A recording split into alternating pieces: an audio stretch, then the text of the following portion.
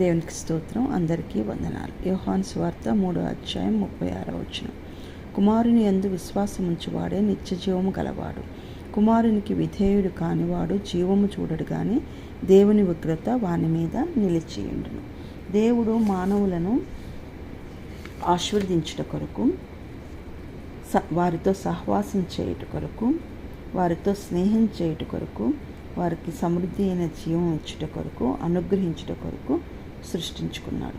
కానీ మానవుడు పాపం చేసి ఉగ్రతను, శాపాన్ని, మరణాన్ని, నాశనాన్ని కొని తెచ్చుకుంటున్నాడు.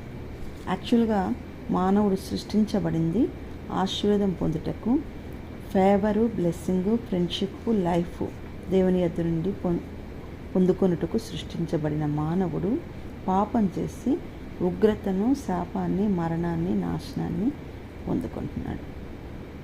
కాబట్టి మనము పాపము చేయకుండా